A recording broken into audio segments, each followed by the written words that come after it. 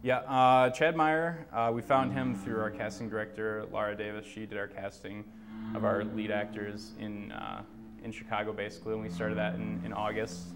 We had about, I think it was 3 main casting calls before we started callbacks. Hello, we're on our way to Chicago for our callbacks.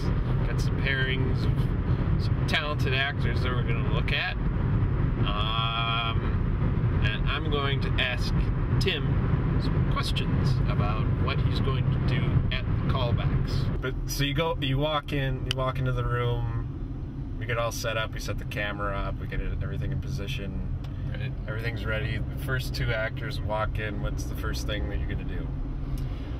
I'm gonna pick a scene and I'm gonna have them do it. I mean, obviously I'm gonna greet them and whatnot, but I'll pick a scene and have them do it and see, initial instincts on the material are most important. There's only so far you can work someone. I think there's a misconception that a really good director can turn a terrible actor into a fantastic actor, but that's not true.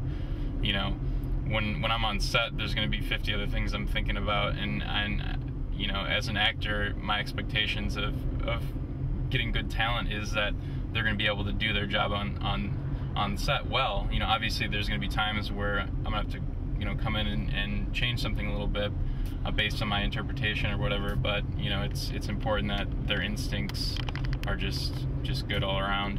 So when they walk in, you're gonna just have them run through the scene, not give them any notes first, or you're gonna give them notes first, then let them do it? What are you gonna do? No, I'm gonna let them run through. I'm gonna pick a scene and have them do it first, and then go from there.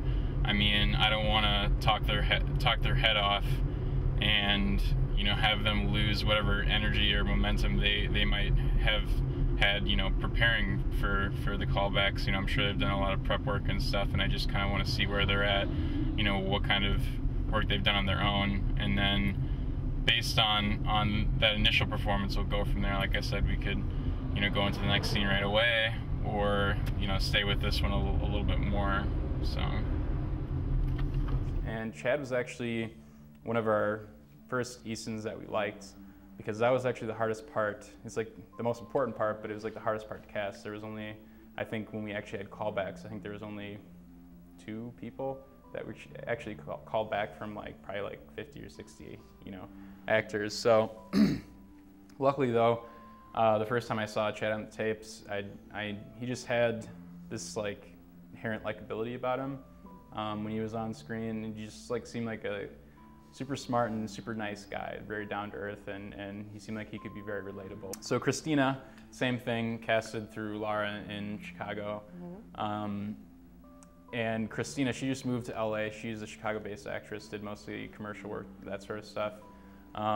She was just great. Her energy on set was just awesome, and she was just fun to have around. She was always having a good time on set and laughing. And then Dan Flannery, who played Lenny in the film, I worked with him before on a short of mine, Quarter Till 2. And Dan was great to work with. I had him audition, I asked him to audition, and sure enough, when he did audition, he's great for the part. He's a very talented actor.